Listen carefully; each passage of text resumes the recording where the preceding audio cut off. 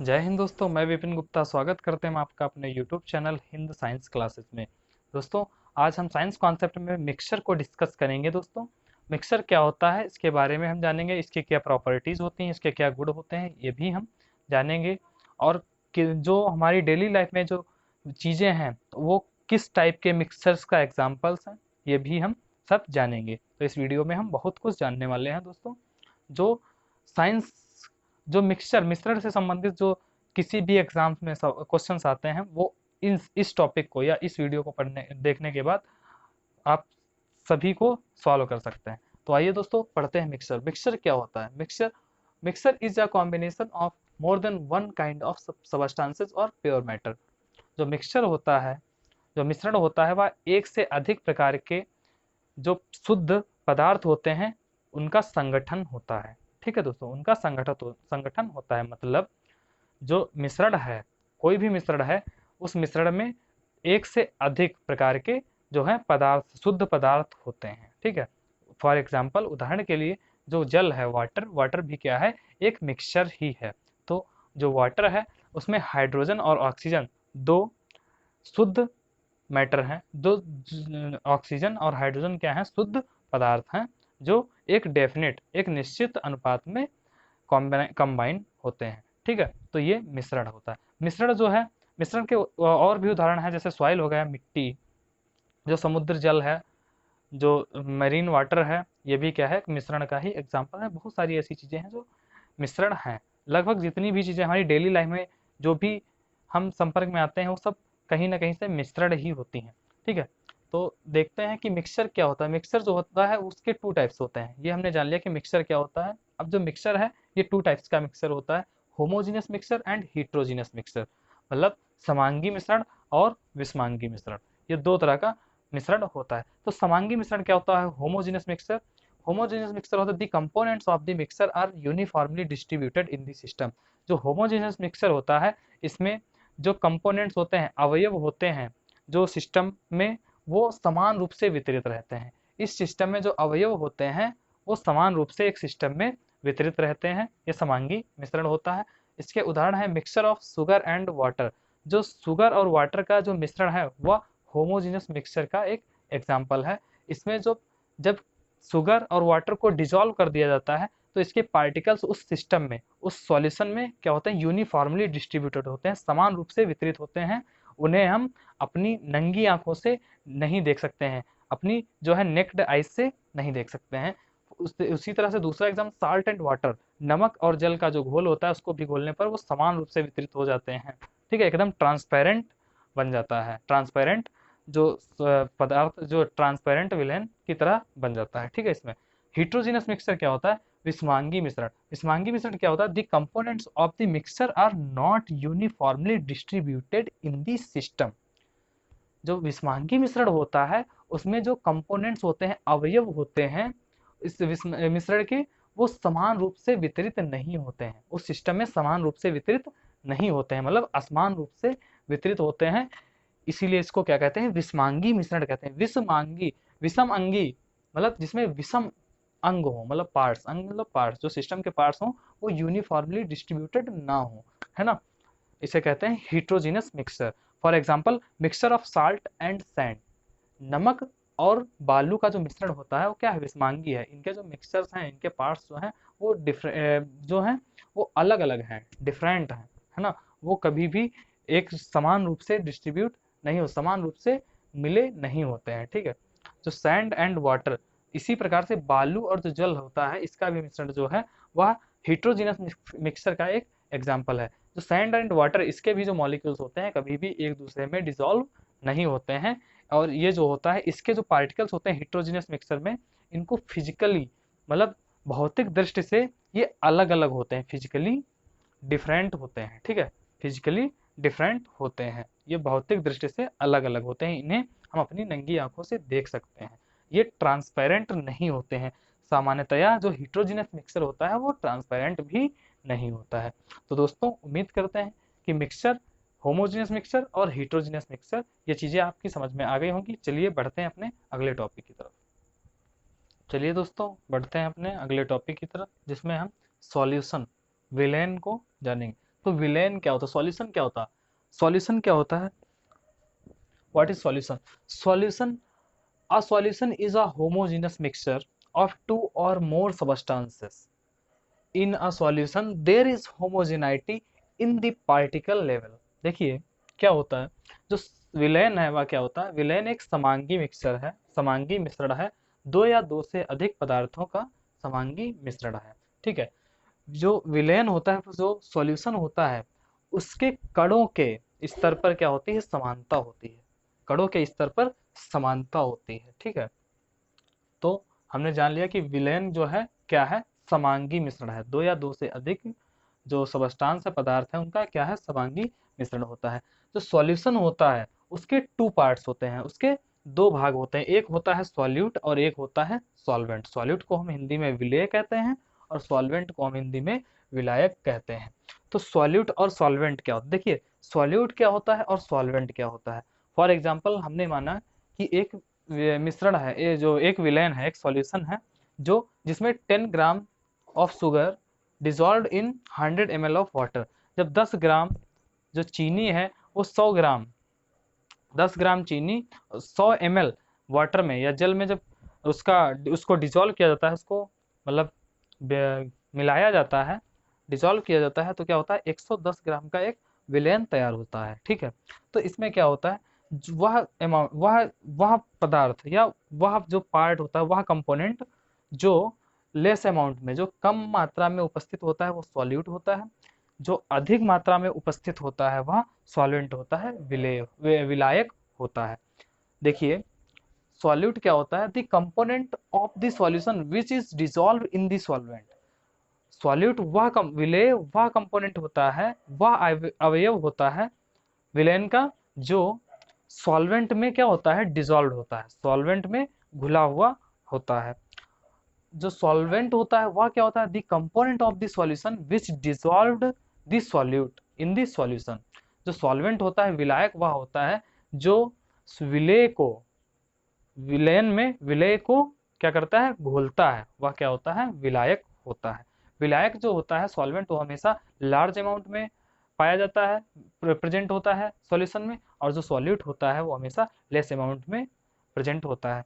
इस एग्जाम्पल से आप समझ गए होंगे, 10 gram of sugar when dissolved in 100 ml of water, then here is 10 gram sugar, sugar is solute and water is solvent because water is present in a large amount and sugar is present in less amount। तो उम्मीद करते हैं दोस्तों ये चीज समझ में आ गई होगी। चलिए दोस्तों बढ़ते हैं अपने अगले टॉपिक की तरफ। दोस्तों अब इसमें हम सॉल्यूशन की जो प्रॉपर्टीज होती हैं उनको डिस्कस करेंगे। प्रॉपर्टीज ऑफ सॉल्यूशन क्या होती है, देखिए जो सॉल्यूशन होता है वो होमोजेनस मिक्सचर होता है। Solution is a homogeneous mixture. Okay, now next one, particles are very small. जो सॉल्यूशन के पार्टिकल्स होते हैं वह बहुत छोटे होते हैं, यहाँ तक कि लेस देन 1 नैनोमीटर, 1 नैनोमीटर से भी छोटे होते हैं। उन्हें हम अपनी जो नेकेड आइज हैं उनसे नहीं देख सकते, नंगी आंखों से नहीं देख सकते, है ना। जो path of light is not visible in a solution. जो विलेन होता है उसमें जो प्रकाश का पथ होता है वह दिखाई नहीं देता, है ना, क्योंकि जो सॉल्यूशन के पार्टिकल्स होते हैं वह बहुत छोटे होते हैं। Are very particles of solution are very small, so they does not scatter the path of light। इसलिए वो क्या करते हैं, जो लाइट है उसके पार्टिकल्स को स्कैटर नहीं करते हैं, जिस प्रकार से जो लाइट का जो पथ होता है, जो प्रकाश का पथ होता है वो दिखाई नहीं देता है। ठीक है, components can not be separated by filtration. जो सॉल्यूशन के कंपोनेंट्स होते हैं उनको हम फिल्ट्रेशन के द्वारा सॉलिड को सॉल्वेंट से हम अलग नहीं कर सकते हैं, क्योंकि वो बहुत ही छोटे होते हैं पार्टिकल्स इनके। ठीक है, और जो सॉल्यूशन होता है वो स्टेबल होता है। Solution is stable. स्टेबल का मतलब क्या होता है कि जो सॉल्यूशन है अगर हम उसको फ्री छोड़ दें, ऐसे ही स्वतंत्र छोड़ दें, तो जो सॉल्यूट के पार्टिकल, सॉल्यूट जो होता है वो सेटल नहीं होता है। जो सॉल्यूट होता है वह सेटल नहीं होता, सेटल डाउन नहीं होता, वो बैठता नहीं है। इसलिए हम कह सकते हैं जो सॉल्यूशन होता है वह स्टेबल होता है, स्थिर होता है। ठीक है, अब depending upon the amount of solute dissolved in a solution, इस तरह से इस आधार पर जो है सॉल्यूशन जो है उसको 2 टाइप्स में डिवाइड किया गया है। First saturated solution and second is unsaturated solution. तो सैचुरेटेड सॉल्यूशन क्या होता है, अनसैचुरेटेड सॉल्यूशन क्या होता है, ये भी डिस्कस करते हैं। मान लीजिए जैसे जब हम किसी भी चीज़ में जब हम किसी भी सॉल्वेंट में सॉल्यूट डिसॉल्व करते हैं तो एक टेम्परेचर होता है, एक निश्चित तापमान होता है जिस पर जो सॉल्यूट होता है वो सॉल्वेंट में और अधिक नहीं घोला जा सकता। समझना कि एक विशेष टेम्परेचर पर जो अधिक अब जो है और अधिक सॉल्यूट सॉल्वेंट में डिसॉल्व नहीं किया जा सकता। इस कंडीशन को इसी कंडीशन को क्या कहते हैं, सैचुरेटेड सॉल्यूशन कहते हैं।